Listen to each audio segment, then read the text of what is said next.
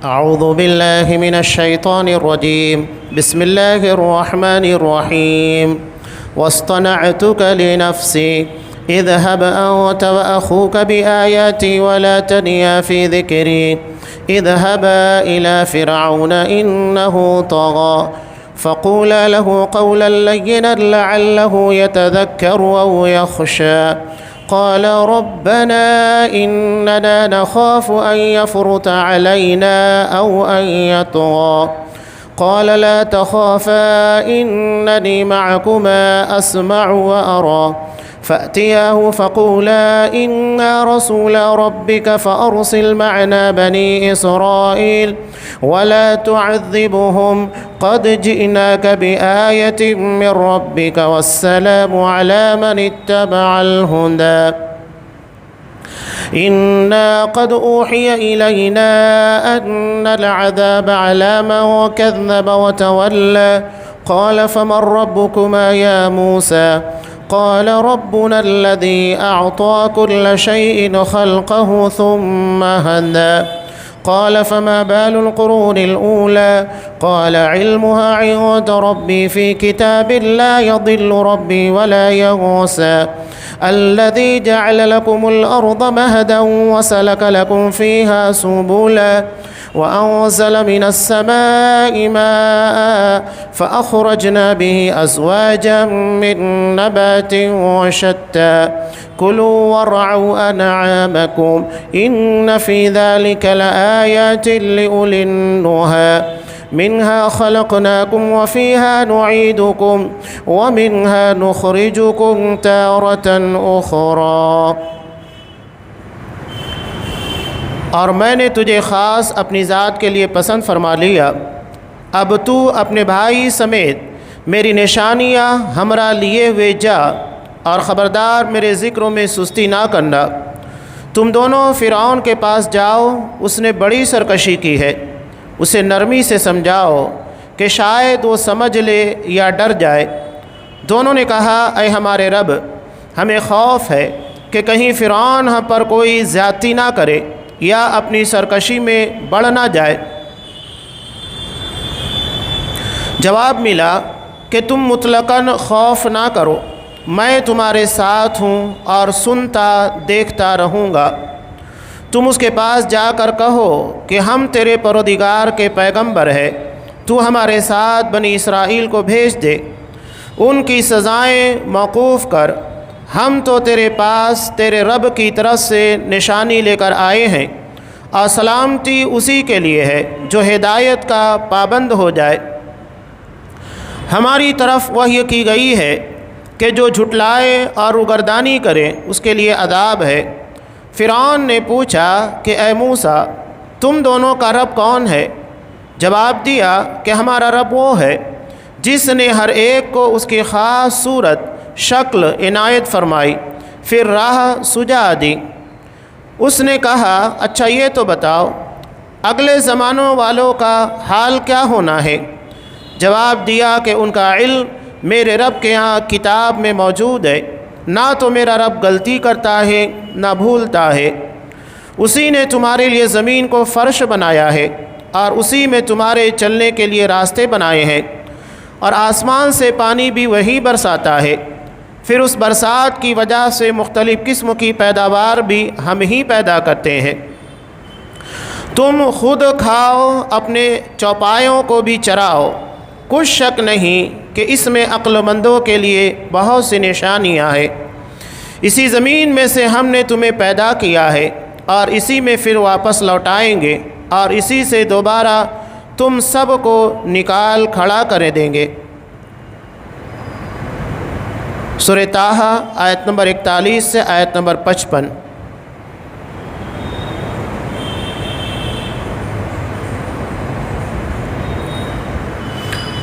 محترم سامعین، عزیز ماں بہنوں، حضرت موسیٰ علیہ السلام کو نبوت کے لیے منتخب کیا. اللہ نے یہاں پر خاص طور سے یہ کہا وَاصْطَنَعْتُكَ لِنَفْسِي، خاص اپنی ذات کے لیے پسند کیا. یہ سلیکشن حضرت موسیٰ علیہ السلام کا ہوا اس لیے کہ حضرت موسیٰ علیہ السلام کے سامنے جو ٹارگیٹ تھا اور جو حکومت اور طاقت تھی وہ بہت خطرناک تھی۔ فرعون علاوہ ازیں حضرت موسیٰ علیہ السلام کو اس کے دربار میں پرورش دینے کا ایک بڑا مقصد یہ بھی تھا کہ جب حضرت موسیٰ علیہ السلام فرعون کے دربار میں جائیں اور جانے کے بعد اسے دعوت دیں، سمجھانے کی کوشش کرے تو ان کے لیے آسانی ہو۔ کس اعتبار سے؟ اس لیے کہ بادشاہوں کے محل جو ہوتے ہیں، انسان جب اس میں داخل ہوتا ہے تو اس کے پر ہیبت طاری ہو جاتی ہے، محل کی اپنی شناخت ہوتی ہے، اور پھر اس کے بعد وہاں کے لوگوں کا دباؤ ہوتا ہے۔ حضرت موسیٰ علیہ السلام بچپن سے سارا ماحول دیکھ رہے تھے، اسی محل میں پلے بڑے، انہی لوگوں کو دیکھا، تو ان لوگوں کی ہیبت ان کے دل و دماغ کے پر بالکل نہیں تھی، تو یہ ان کی دعوت کا راستہ آسان کر رہا تھا۔ اسی لیے اللہ نے کہا اذهب انت واخوک، کہ تم اور تمہارے بھائی حضرت ہارون علیہ السلام دونوں میری نشانیاں لیے ہوئے وہاں پر جاؤ۔ حضرت موسیٰ علیہ السلام نبوت کے فوری بعد انہیں دو بڑی نشانیاں معجزے عطا کیے گئے۔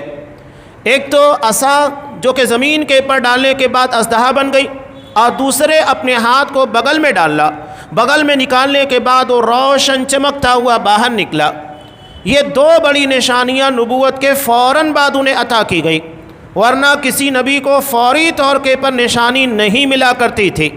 آپ صلی اللہ علیہ وسلم کو بھی معجزات عطا کیے گئے تو فوری طور کے پر سورہ اقرا کے نازل ہونے کے بعد نہیں دیے گئے، بلکہ بعد میں آپ صلی اللہ علیہ وسلم کو معجزات عطا کیے گئے، لیکن حضرت موسیٰ کو نبوت کے فوری بعد یہ معجزات ملے۔ علاوہ ازیں انہوں نے اللہ سے دو مطالبات کیے، ایک یہ کہ ان کی زبان کی لکنت کو ختم کر دیا جائے، اللہ نے وہ بھی دعا قبول کی، اور دوسرے حضرت ہارون کے تعلق سے دعا مانگی، مطالبہ کیا کہ انہیں بھی نبی بنا دیا جائے، اللہ نے اسے بھی قبول کر لیا۔ تو یہ چار اہم چیزیں ابتدا میں ہی حضرت موسیٰ علیہ السلام کی زندگی سے جڑ گئی تھیں۔ اب اللہ نے کہا کہ جاؤ اور ان نشانیوں سمیت فرعون کے دربار میں میری تبلیغ کرو، میرا دین پہنچاؤ۔ وَلَا تَنِيَا فِي ذِكْرِي، اور وہاں جانے کے بعد ذکر میں سستی مت کرنا۔ دعوت کا جو میدان ہوتا ہے بڑا مشکل ہوتا ہے، خاص طور سے ایسے لوگوں کو دعوت دینا جو دین اسلام مانتے ہی نہیں ہیں، ان کے ذہن و دماغ کے پر شیطان کے وسوسوں کا غلبہ ہوتا ہے، تو جتنا زیادہ ذکر کیا جائے گا شیطان خود سے بھی اور جس کے پر دعوت کا کام کیا جا رہا ہے وہ دور بھاگے گا، اور شیطان کے دور جانے کے بعد دعوت کا مرحلہ آسان ہو جاتا ہے۔ نیز اللہ تبارک و تعالیٰ نے ارشاد فرمایا کہ الا بذکر اللہ تطمئن القلوب، کہ دلوں کو اللہ کے ذکر کی بنیاد کے پر اطمینان ملتا ہے، گھبراہٹ نہیں ہوتی، ڈر نہیں ہوتا، خوف نہیں ہوتا، اور جب دل مطمئن ہوگا تو کام کرنے میں آسانی ہوگی۔ اس لیے خاص طور پر ان کو حکم دیا گیا کہ وہاں جانے کے بعد تمہیں کثرت کے ساتھ اللہ کا ذکر کرنا ہوگا، اور ایسے بھی عام حالات زندگی میں بھی ہر مسلمان کو کثرت کے ساتھ ذکر کرنا چاہیے۔ دیکھیے شریعت اسلامیہ نے زندگی کے ہر موڑ کے پر دعا رکھی ہے، اور دعا یہ اہم ذکر ہے جس میں اللہ سے مانگا بھی جاتا ہے۔ ایک تو دعا عبادت ہوتی ہے جس میں مانگا نہیں جاتا، جس کو دعائے مسئلہ نہیں کہتے۔ دعائے مسئلہ یعنی جس میں کچھ مانگا جا رہا ہے، جیسا کہ ہم اللہ سے کہہ رہے ہیں اہدنا الصراط المستقیم، اللہ تو ہمیں سیدھی راہ بتا، یہ ہم اللہ سے مانگ رہے ہیں۔ اور کچھ دعائیں ایسی ہیں جس میں اللہ سے مانگا نہیں جاتا، صرف اللہ کا ذکر کیا جاتا ہے، جیسا کہ مشکل اور پریشانی کے وقتوں کی جو دعا آپ صلی اللہ علیہ وسلم نے سکھائی ہے، لا الہ الا اللہ العظیم الحلیم، لا الہ الا اللہ رب العرش العظیم، لا الہ الا اللہ رب السماوات ورب الارض ورب العرش الکریم۔ اب یہ پوری دعا دیکھیے، صرف اس میں اللہ کی حمد و ثنا، اس کی توحید کا اقرار، اس کے عرش عظیم کا ذکر، بس اتنا ہی ہے، مانگا کچھ نہیں گیا ہے۔ حالانکہ یہ اس وقت کی دعا ہے جب انسان مصیبت و پریشانی یا دنیا کی کسی تکلیف کے اندر گرفتار ہو، تو ایسے موقع کے پر اسے یہ دعا کثرت کے ساتھ پڑھنا چاہیے۔ تو یہ دعائے مسئلہ نہیں ہے، حالانکہ سوال نہیں کیا گیا ہے، لیکن یہ ہمارے سوال کا حل ہے۔ تو کثرت کے ساتھ اللہ کا ذکر کیا جائے۔ اس کے بعد کہا اذهبا الی فرعون، تم دونوں فرعون کے پاس جاؤ، انہ طغی، اللہ کہہ رہا ہے کہ بڑا سرکش ہے، بتا رہا ہے، حالت بتا رہا ہے کہ جس کے پاس جا کر تمہیں کام کرنا اس کی کنڈیشن کیا ہے، لیکن اس کی سرکشی کے باوجود تمہیں کیا کرنا ہے، فقولا لہ قولا لینا، انتہائی نرم و لہجے میں اللہ کا دین اس کے سامنے پیش کرنا ہے۔ یہ دعوت کے میدان میں بہت اہم چیز ہوتی ہے۔ ہمارے یہاں پر لوگ کیا سمجھتے ہیں، کسی کو کافر، کسی کو مشرک، جہنمی قرار دینا، یہی بہت بڑا کارنامہ ہے۔ ہمارے یہاں بعض لوگوں کا، بلکہ خطیبوں کا ایک بڑا مسئلہ یہ بھی ہے کہ جہاں بیٹھتے ہیں مسلک کے تناظر میں بات ہوتی ہے، اپنے آپ کو جنتی، بقیہ سب کو جہنمی، سارے لوگ خوش، سبحان اللہ، الحمدللہ کے نعرے لگنے شروع ہو جاتے ہیں۔ یہ دعوت نہیں ہے۔ دعوت یہ ہے کہ آپ لوگوں کو شرک سے روکے، بدعات سے روکے، گناہوں سے بچنے کی تلقین کرے۔ آپ کی دعوت کی بنیاد کے پر کوئی شرک سے توبہ کر لے، بدعات چھوڑ دے، گناہ ترک کر دے، یہ اہمیت رکھتا ہے۔ یہ نہیں کہ آپ کسی کو جہنمی، کسی کو بہت بڑا گنہگار، یا کسی کو فاسق، فاجر، کافر یہ بتا دے، یہ نہیں ہے کمال۔ قرآن کہہ رہا ہے کہ فرعون جیسا ظالم اور جابر، وہاں جا کر تمہیں نرم بات کرنا ہے، نرمی کے انداز میں۔ کیوں؟ لعلہ یتذکر او یخشی، شاید کہ وہ سمجھ لے یا ڈر جائے۔ ایک ہوتا ہے سمجھ لینا اور ایک ہوتا ہے ڈر جانا، دو الگ الگ چیزیں ہیں۔ اگر سمجھ جائے گا تو اس سے امکان بڑھ جاتا ہے کہ وہ دعوت قبول کر لے گا، یا دوسری بات یہ کہ وہ ڈر جائے، ڈرنے کی بنیاد کے پر دعوت قبول کرے نہ کرے، سرکشی سے اور ظلم و زیادتی سے باز آ جائے گا، یہ ایک فائدہ ہوگا۔ میں نے اس سے قبل بھی ایک واقعہ بیان کیا تھا کہ جب ہندوستان کے وزیر اعظم اٹل بہاری واجپئی تھے، اس وقت بابری مسجد کے تعلق سے مدعا چل رہا تھا اور بابری مسجد کی بنیادوں کو کھودا جانے والا تھا کہ دیکھا جائے کہ کھودنے کے بعد یہاں پر مندر کے باقیات ملتے ہیں کہ نہیں، کس چیز کے باقیات اس کے نیچے موجود ہیں، اسے کھودا جانے والا تھا۔ اس ضمن میں مسلم پرسنل لا کا ایک بورڈ وہاں پر گیا، وفد گیا، مسلم پرسنل لا بورڈ کا ایک وفد وہاں ملاقات کے لیے گیا، جس میں شیخ عبد الوہاب خلجی رحمہ اللہ، جو مرکزی جمعیت اہل حدیث کے ناظم اعلیٰ تھے، اور اس وقت وہ مسلم پرسنل لا بورڈ میں بھی تھے، رکن تھے، چنانچہ وہ بھی گئے۔ وہ کہتے ہیں کہ ملاقات کے وقت جب ہم نے قرآن مجید کی آیات جس میں سرکش قوموں کے تعلق سے تذکرہ تھا کہ وہ قومیں جنہیں اللہ نے دنیا میں طاقت عطا کی، اقتدار عطا کیا، حکومت عطا کی، لیکن جب انہوں نے سرکشی کی تو اللہ نے ان کی ساری شان و شوکت کو ملیہ بیٹ کر کے رکھ دیا۔ ہم نے چند آیات ان کے سامنے پیش کی۔ وقت کا وزیر اعظم ان آیات کو سننے کے بعد اس کے چہرے کے پر ایسی حیرانگی طاری ہوئی کہ وہ قرآن مجید کی آیات کو سننے کے بعد پشیماں ہو رہا تھا، اس کے اثرات واضح طور کے پر اس کے چہرے کے پر دکھائی پڑ رہے تھے۔ کیوں نہیں ہوگا؟ اللہ نے اس قرآن کے تعلق سے کہا لو انزلنا هذا القرآن على جبل لرأيته خاشعا متصدعا من خشية الله، اگر اس قرآن کو پہاڑ کے پر اتار دیتے تو اللہ کے خوف کی بنیاد کے پر ڈر جاتا، ریزہ ریزہ ہو جاتا۔ یہ پہاڑ جیسے سخت چیز کا عالم ہے تو انسان کا دل تو گوشت کا ایک ٹکڑا ہے، یہ قرآن اس کے پر اپنا اثر کیوں نہیں چھوڑے گا؟ دعوت میں قرآن مجید کی تلاوت بہت معنویت رکھتی ہے۔ اگر اللہ کے کلام کی تلاوت نہیں کی گئی اور ڈائریکٹ دعوت دی گئی، اس کا اتنا اثر نہیں ہوگا۔ لہذا جب بھی غیروں کے سامنے دعوت پیش کی جائے تو سب سے بہترین طریقہ ہے قرآن مجید کی چند آیات ان لوگوں کے سامنے پڑھی جائے، اس کا ترجمہ پیش کیا جائے۔ اللہ کے اس کلام کی بنیاد کے پر سب سے پہلا فائدہ یہ ہوتا ہے شیطان وہاں سے بھاگ جاتا ہے، اس لیے کہ جہاں اللہ کا ذکر ہوگا وہاں شیطان نہیں ہوگا۔ جب شیطان بھاگے گا کام کرنا آسان ہو جائے گا۔ لہذا سب سے پہلے قرآن مجید کی تلاوت کی جائے۔ یہ تلاوت اپنا اثر رکھتی ہے، بلکہ باقاعدہ امریکہ کے اندر اس کا ٹیسٹ بھی کیا گیا کہ ایک کمرے کے اندر ان مریضوں کو رکھا گیا جنہیں قرآن مجید نہیں سنایا جا رہا تھا، صرف دوائیں دی جا رہی تھیں، اور ایک روم میں مریضوں کو دوا کے ساتھ قرآن مجید کی تلاوت سنائی جا رہی تھی اچھے انداز میں، جیسا کہ ہم حرم کے قراء کو دیکھتے ہیں۔ دونوں کی ریکوری دیکھی گئی۔ تو جس روم کے اندر قرآن مجید کی تلاوت کے ساتھ دوا دی جا رہی تھی وہاں ریکوری انتہائی تیزی کے ساتھ ہوئی، اس کے بالمقابل جہاں پر صرف دوا دی جا رہی تھی۔ تو یہ قرآن شفا ہے، یہ انسان کی روحانی اور جسمانی بیماریوں کے پر بھی اثر انداز ہوتا ہے۔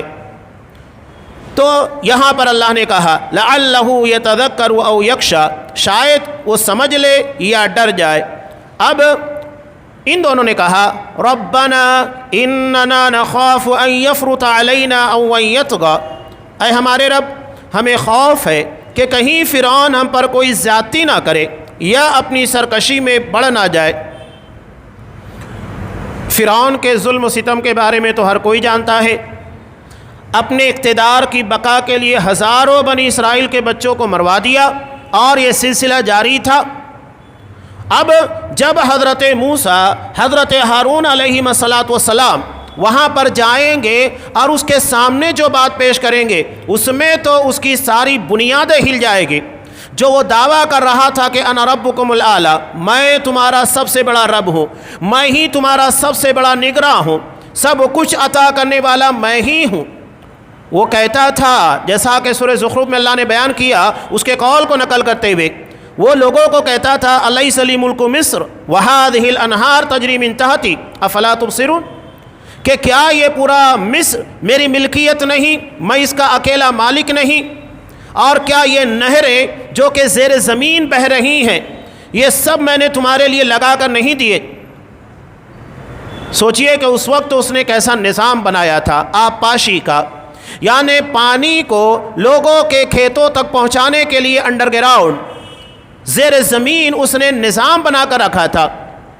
اسی کو کہہ رہا وَهَذِهِ الْأَنْهَارُ تَجْرِي مِن تَحْتِي، یہ نہریں جو کہ میرے نیچے یعنی تم لوگوں کے پیروں تلے زیر زمین بہہ رہی ہیں، ایسا نظام بنا کر رکھا تھا جس کی بنیاد کے پر وہ پھلوں کے ذریعے اور اپنے کاشتکاری کے ذریعے کھیتی باڑی کے ذریعے خوب ترقی کر رہے تھے۔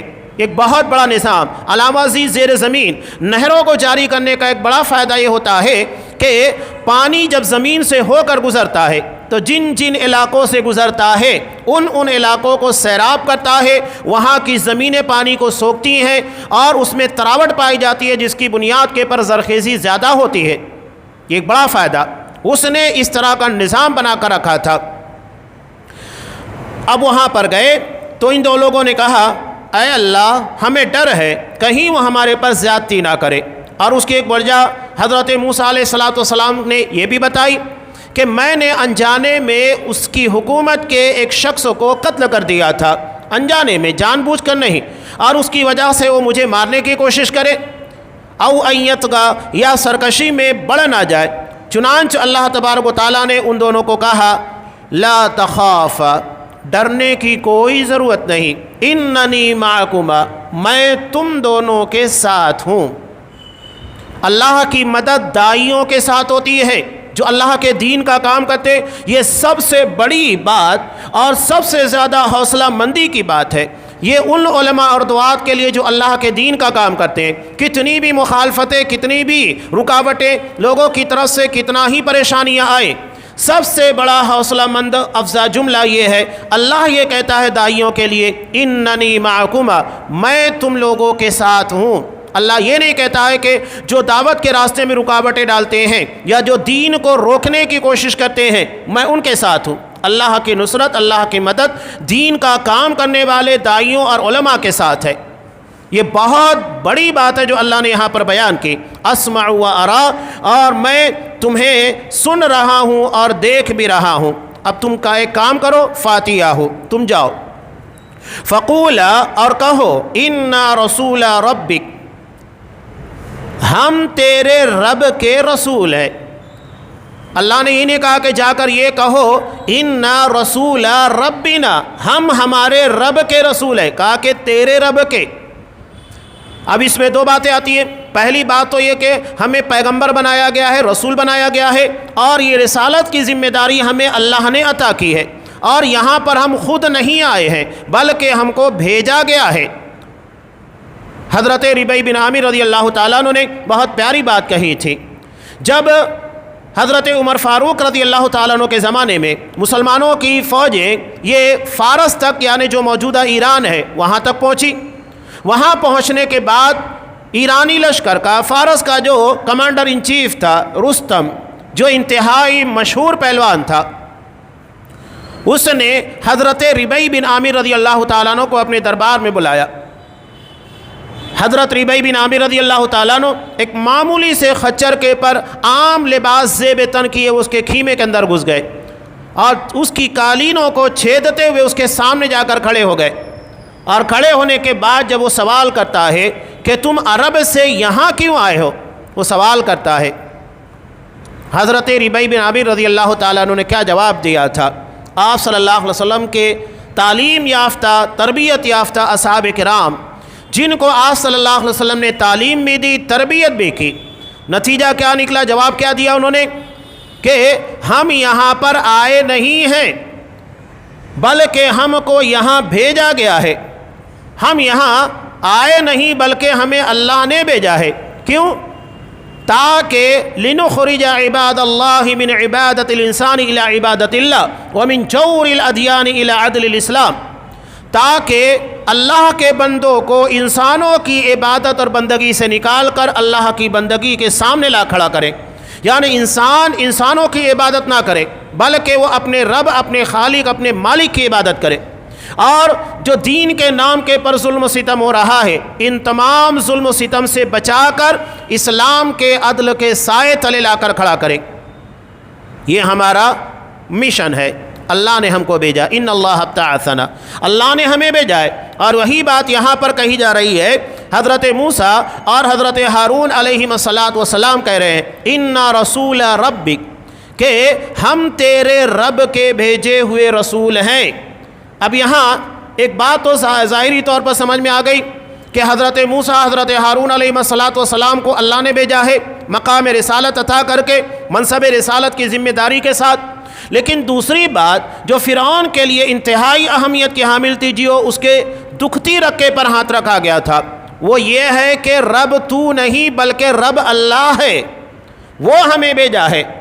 فرعون دعویٰ کرتا تھا انا ربکم الاعلی، میں تمہارا سب سے بڑا رب ہوں، وہ دعوے دار تھا۔ اس کا مطلب یہ کہ چھوٹے موٹے اور بھی بہت سارے رب یعنی مورتیاں بنا کر اس کی عبادت اور پوجا کروائی جا رہی تھی، اور فرعون کہتا تھا کہ میں سب سے بڑا رب ہوں۔ اور مفسرین نے جیسا کہ بیان کیا کہ فرعون اپنے آپ کو سوریہ دیوتا کا اوتار کہتا تھا، یعنی سوریہ دیوتا سورج جو ہے، جو کہ زمین سے سب سے بڑا دکھائی دیتا ہے، اس بنیاد کے پر اسے سب سے بڑا مانا جاتا ہے، تو سوریہ دیوتا آپ بھی دیکھیے کہ غیر مسلموں کے یہاں پر خاص طور سے سوریہ دیوتا کو بہت اہمیت دی جاتی ہے۔ یہ سورج کی طرف اسے دیکھ کر جب وہ نکلنا شروع ہوتا ہے، طلوع ہوتا ہے، تو نمسکار کرتے ہیں، اس کی عبادت کرتے ہیں، پوجا کرتے ہیں۔ تو فرعون بھی اپنے آپ کو کیا کہتا تھا؟ انا ربکم الاعلی، میں تمہارا سب سے بڑا رب ہوں، یعنی سوریہ دیوتا کا اوتار ہوں، اور اس کی طرف سے مجھے نمائندہ بنا کر تم لوگوں کے درمیان بھیجا گیا ہے کہ تم میری عبادت کرو، میرا کہا مانو، اور یہ اصل میں سورج کی عبادت ہوگی۔ یہ ہے اس کے کہنے کا مطلوب۔ تو جب ان لوگوں نے کہا کہ ہم تیرے رب کے بھیجے ہوئے ہیں، تو یہاں اس کے سارے باطل عقائد کا رد ہو گیا۔ اس کے بعد ان لوگوں نے آنے کا مقصد بیان کیا کہ کیوں اللہ نے ہمیں تیری طرف بھیجا ہے۔ فَأَرْسِلْ مَعَنَا بَنِي إِسْرَائِيل، بنی اسرائیل کو ہمارے حوالے کر دے۔ کیوں؟ وَلَا تُعَذِّبْهُمْ، انہیں سزا نہ دے۔ ہم یہاں پر بنی اسرائیل کو نجات دلانے کے لیے آئے ہیں، تو ان کے پر عذاب سزائیں مسلط کر رہا ہے، ظلم و زیادتی کر رہا ہے، اور ہم اس ظلم اور زیادتی سے بنی اسرائیل کو نجات دلانا چاہتے ہیں۔ قَدْ جِئْنَاكَ بِآيَةٍ مِّن رَّبِّكَ، اب یہاں پر ہم جو آئے ہیں تو نشانیاں معجزات لے کر آئے ہیں۔ یہ نہیں ہے کہ ہم ایسے ہی اٹکل پچو باتیں کر رہے ہیں، اور ہمیں اللہ کی طرف سے رسول مبعوث کیا گیا ہے، اس کی نشانی ہمارے پاس موجود ہے۔ اور جیسا کہ سورہ اعراف کے اندر اس کی پوری تفصیل موجود ہے کہ ان لوگوں نے پوری وہ چیزیں بتائی۔ اپنے ہاتھ کو بغل کے اندر ڈالا، باہر نکلا چمکتا ہوا روشن، عصا کو اس کے سامنے پھینکا تو اژدہا بن گئی، اٹھایا پھر اس کے بعد عصا لاٹھی بن گئی۔ تو یہ نشانی اس کے سامنے پیش کی۔ والسلام علی من اتبع الہدی، سلامتی اس کے لیے ہے جو ہدایت کا پابند ہو جائے۔ یہاں حضرت موسیٰ نے فرعون کو سلام نہیں کیا بلکہ شرطیہ انداز میں سلام بھیجا کہ اس شخص کے پر سلامتی ہو جو ہدایت کی تابع داری کرے۔ ایسے ہی آپ صلی اللہ علیہ وسلم نے جیسا کہ عرب کے بڑے بڑے حکمرانوں کی طرف خطوط روانہ کیے تھے ان کو اسلام کی دعوت دیتے ہوئے، تو ہرقل کو بھی جب آپ نے خط لکھا تھا تو اس میں کیا لکھا تھا؟ اسلم تسلم، مسلمان بن جاؤ، محفوظ رہو گے، سلامتی کی راہ کے پر آ جاؤ گے۔ اور آپ صلی اللہ علیہ وسلم اس میں ایک جملہ یہ بھی لکھا کرتے تھے، سلام علی من اتبع الہدی، سلامتی ہو اس شخص کے پر جو ہدایت کو قبول کر لے، اس کی اتباع کرنے لگ جائے۔ اب ان لوگوں نے یہ بھی کہا انا قد اوحی الینا، اب یہاں فکر آخرت کو پیش کیا جا رہا ہے کہ ہماری طرف یہ وحی پیغام بھیجا گیا ہے، ان العذاب علی من کذب وتولی، کہ جو بھی جھٹلائے، روگردانی کرے تو اس کے لیے اللہ کا دردناک عذاب ہوگا۔ اس میں فکر آخرت کو بھی پیش کر دیا گیا۔ اب دیکھیں فرعون کتنا کائیاں تھا یا کتنا چالباز تھا، وہ کیا کہنے لگا؟ فمن ربکم یا موسیٰ، موسیٰ تم دونوں کا رب کون ہے؟ سوال کیا اس نے، اور سورہ شعراء کے اندر اس نے ایسے سوال نہیں کیا تھا، یہاں تو من کے ذریعے سوال کیا نا، من ربکما، تم دونوں کا رب کون ہے؟ وہاں پر کیا سوال کیا تھا کہ وما رب العالمین، یہ رب العالمین کیا ہے؟ تجاہل عارفانہ اس کو کہا جاتا ہے، جان بوجھ کر انجان بننے کی کوشش کرنا، سب سمجھ رہا ہے اس کے بعد انجان بننے کی کوشش کرنا۔ تو یہاں پر بھی اس نے سوال کیا، بتاؤ تم دونوں کا رب کون ہے؟ تو حضرت موسیٰ علیہ السلام نے کتنا پیارا جواب دیا۔ جواب دیتے ہوئے کیا کہا؟ ربنا الذی اعطی کل شیء خلقا، کہ ہمارا رب وہ ہے جس نے ہر ایک کو اس کی خاص صورت شکل عنایت فرمائی، ثم ہدی، اور پھر اسے راہ سجا دی۔ اب یہاں بتانے کا مقصود کیا ہے؟ بہت ہی اہم دلیل پیش کی۔ فرعون دعوے داری کیا کرتا تھا کہ میں بھی مصر کے لوگوں کا رب ہوں، ان کی تمام ضروریات کو پورا کرتا ہوں، دیکھ ریکھ کرتا ہوں، یہ اس کا دعویٰ تھا۔ تو حضرت موسیٰ نے جو بات پیش کی وہ اس سے کہیں زیادہ اونچے لیول کی تھی، جس کا رد وہ کر ہی نہیں سکتا تھا، اس لیے کہ فرعون بھی رب کے بارے میں اعتقاد رکھتا تھا۔ رب یعنی خالق، مالک، ان تمام چیزوں کا پیدا کرنے والا، چلانے والا وہ اللہ ہی ہے، لیکن وہ الوہیت کے باب میں، عبادت کے باب میں گمراہ ہوا تھا اور لوگوں کو اپنی عبادت کرواتا تھا اس بنیاد کے پر کہ میں سوریہ دیوتا کا اوتار ہوں اور مجھے نمائندہ بنا کر تم لوگوں میں بھیجا گیا ہے۔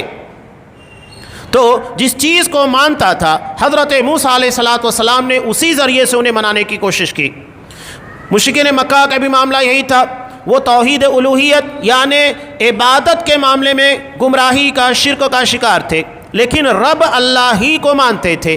وہ کہتے تھے آسمان و زمین، انسان، ان تمام چیزوں کو پیدا اللہ ہی نے کیا، لیکن عبادت کے معاملے میں گمراہ، اور گمراہی بھی کیسی؟ وہی چور دروازے والی، یعنی ان دیوی دیوتا کی پوجا ہم اس لیے کرتے ہیں یہ ہمیں اللہ کے قریب کر دے۔ اور یہاں پر بھی فرعون وہی کام کر رہا تھا کہ تم میری مانو، میرے کہے کے مطابق چلو، میری عبادت کرو، اس کے ذریعے سے تم اللہ تک پہنچو گے، سب سے بڑے رب تک پہنچنے والے ہو، یہ راستہ ہے۔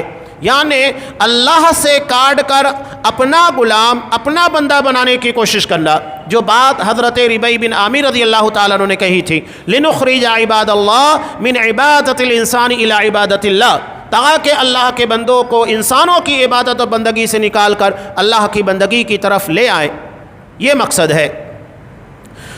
اب یہاں آپ خود دیکھیے، ایک بطخ کا بچہ جب یہ انڈے سے باہر نکلتا ہے، اللہ نے پیدا کیا، بہترین ساخت بنائی، جیسے ہی نکلتا ہے سیدھے وہ پانی کی طرف بھاگتا ہے، اور وہاں جانے کے بعد وہ خود بخود فطری انداز میں تیرنا شروع کر دیتا ہے۔ ایک بکری کا بچہ پیدا ہونے کے بعد اپنی ماں کی طرف لپکتا ہے، انسان کا بچہ اپنی ماں سے مانوس ہوتا ہے۔ یہ فطری چیزیں اللہ نے رکھی، اسی کو بیان کیا۔ پیدا کرنے کے بعد اس کو ہدایت دی یہ ہدایت وجدان ہے، یعنی فطری ہدایت جو انسان کی ضرورت ہے یا مخلوق کی ضرورت ہے۔ اللہ نے مچھلیوں کو پانی میں پیدا کیا، انہیں تیرنا سکھانا نہیں پڑتا ہے، وہ پیدا ہوتے ہی تیرنا سیکھ جاتے ہیں، اس لیے کہ ان کی فطرت کے اندر وہ چیز ہوتی ہے، اسی کو اللہ یہاں بیان کر رہا ہے۔ اب دیکھو فرعون جب یہاں پر ہکا بکا رہ گیا، لاجواب ہو گیا، جواب بنا ہی نہیں، اس کے بعد اس نے فوری طور کے پر جذباتی کارڈ کا استعمال کیا۔ ہمارے ہاں پر بھی یہی چلتا ہے کہ آپ مسلکی اعتبار سے یا کسی اعتبار سے بات کریں، سامنے والا مسکت ہو جاتا ہے، دلیل کی بنیاد پر جواب نہیں دے پاتا، فوری طور پر کیا کہتا ہے، کیا اتنے سارے لوگ غلط ہیں، ہمارے علماء غلط ہیں، ہمارے باپ دادا غلط تھے؟ یعنی وہ اصل مدعے کے پر بات کرنے کے بجائے جو دنیا سے گزر چکے ہیں یا جو ہماری بساط ہماری طاقت کے باہر ہے ان لوگوں کے بارے میں باتیں کرتا ہے۔ فرعون نے بھی وہی جذباتی کارڈ کو استعمال کیا، کہا فما بال القرون الاولی، اچھا تو یہ بتاؤ جو لوگ دنیا سے جا چکے مر چکے ان لوگوں کا کیا ہوگا؟ وہ جذباتی طور پر حضرت موسیٰ علیہ السلام سے کہلوانا چاہتا تھا کہ نہیں وہ جہنمی ہیں، وہ جہنم میں گئے، گمراہ تھے، مشرک تھے، کافر تھے۔ نہیں، حضرت موسیٰ علیہ السلام نے پیغمبرانہ بصیرت کا استعمال کرتے ہوئے بہت شاندار جواب دیا، کہا علمھا عند ربی، اس کا علم میرے رب کے پاس ہے، کون صحیح تھا کون غلط تھا وہ اللہ جانتا ہے، فی کتاب، اللہ نے کتاب کے اندر سب لکھ رکھا ہے، لا یضل ربی ولا ینسا، میرا رب نہ تو غلطی کرتا ہے نہ بھولتا ہے، اس میں کوئی خطا کوئی غلطی نہیں ہے، جو جیسا ہے ویسا ہی لکھا گیا ہے۔ ساری باتوں کو اچھے انداز میں سمجھا دیا۔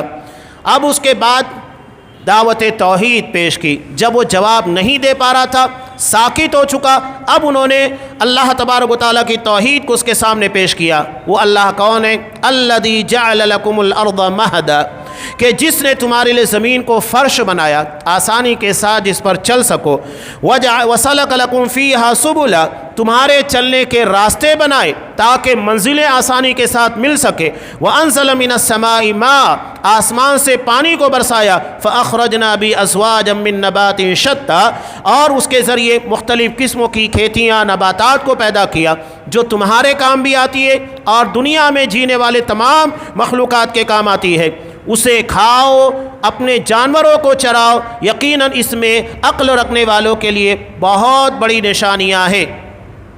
اس کے بعد حضرت موسیٰ نے کہا منہا خلقناکم، اسی مٹی سے ہم نے، یہ اللہ کا کلام ہے، منہا خلقناکم، ہم نے اسی سے تم کو پیدا کیا، وفیہا نعیدکم، اسی میں تم کو لوٹائیں گے، ومنہا نخرجکم تارۃ اخری، اور اسی مٹی سے ہم تم کو دوبارہ پیدا کریں گے۔ ایک روایت اس ضمن میں ملتی ہے جو کہ سنداً ضعیف ہے، یعنی میت کو قبروں میں ڈالنے کے بعد جب اسے 3 مٹھی مٹی دی جاتی ہے تو پہلے میں منہا خلقناکم لوگ کہتے ہیں، دوسرے میں کہتے ہیں وفیہا نعیدکم، اور تیسرے میں کہتے ہیں ومنہا نخرجکم تارۃ اخری۔ یہ سند کے اعتبار سے ثابت نہیں ہے، اور دوسری روایت جو کہ ابن ماجہ کی ہے اس میں بات ثابت ہے کہ میت کو قبروں میں دفنانے کے بعد 3 مٹھی مٹی دی جائے، لیکن وہاں پر اس آیت کو پڑھا جائے اس کا ثبوت نہیں ہے۔ تو جو لوگ یہ مٹی دیتے وقت یا مردوں کو دفن کرتے وقت 3 مٹھی مٹی دیتے ہیں اور اس آیت کو پڑھتے ہیں، یہ چیز ثابت نہیں ہے، اس کو نہیں پڑھنا چاہیے۔ اس میں دراصل حقیقت بتائی گئی کہ مٹی سے ہی ہمیں پیدا کیا گیا، یعنی حضرت آدم علیہ السلام مٹی سے، اور ہماری تمام ضروریات مٹی سے منسلک کر دی گئی ہے۔ معدنیات دیکھیے، یا تو ہمارے لیے کھانے کی چیزیں دیکھیے، ٹیکنالوجی، ساری چیزیں زمین سے جڑی ہوئی ہے، ہر چیز کو اسی میں جوڑ دیا گیا ہے، اور مرنے کے بعد ہم اسی میں جاتے ہیں۔ دنیا میں انسان کہیں بھی رہے، کسی بھی جگہ مرے، وہ مٹی میں ہی جاتا ہے، اگر کسی کو جلا بھی دیا جائے تو اس کی راکھ مٹی میں ہی سما جاتی ہے۔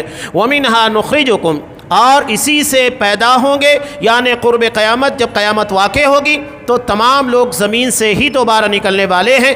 یہ مٹی کی اصل ہے جس سے انسان کو جوڑ دیا گیا ہے۔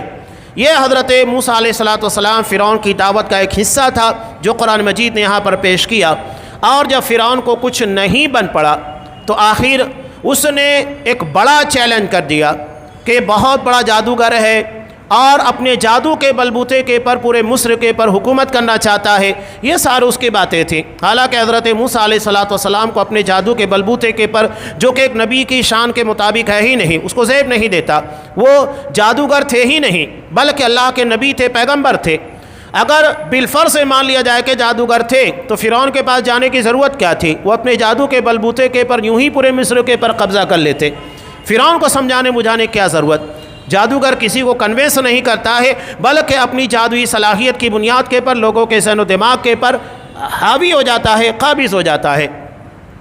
اور اس نے اسی جذبات میں ایک بہت بڑا غلط قدم اٹھایا جو حضرت موسیٰ علیہ السلام چاہتے تھے۔ وہ کیا قدم اٹھایا؟ کہا کہ جس دن سارے لوگ جمع ہوں گے وہاں ہم جادوگروں کو بلا کر تمہارا مقابلہ کرائیں گے۔ حضرت موسیٰ یہی چاہتے تھے کہ میری دعوت سارے لوگوں تک پہنچے، اور یہی کام مشرکین مکہ نے بھی حج کے موسم میں آپ صلی اللہ علیہ وسلم کی خاطر کیا تھا۔ آپ کی دعوت کو روکنے کے لیے سارے لوگوں کو موسم حج میں منع کرنا شروع کر دیا۔ ہوا یوں کہ جو کام آپ اصحاب کرام کے ذریعے نہیں کرا سکتے تھے، تعداد کم تھی، افراد کم تھے، پابندیاں بہت تھیں، وہ کام مشرکین مکہ نے مخالفت کے اندر کر دیا۔ ہر کسی کو بتا دیا کہ مکہ میں ایک نبی ہے، اس کی بات نہیں سننا، وہ اللہ کا نبی ہونے کا دعوے دار ہے اور اللہ کی طرف سے کلام پیش کرتا ہے۔ اب لوگ تو ایسے ہوتے جس سے منع کیا جائے ادھر ہی جاتے۔ یہ بات خود بخود تمام آنے والے لوگوں کے درمیان پھیل گئی، کچھ لوگ آ کر ملے بھی، مسلمان بھی ہوئے۔ یہی کام فرعون نے بھی غلطی کی تھی۔ یعنی بہت سارے کام ایسے ہوتے ہیں جو اللہ مخالفین اور دشمنوں سے لے لیتا ہے اور وہ سمجھ بھی نہیں پاتے۔ تو یہ جو مقابلہ آرائی تھی، یوم الزینہ، زینت یعنی عید کا جو دن ان لوگوں کا تھا جس میں وہ تہوار بنایا کرتے تھے، اس دن ہوا تھا۔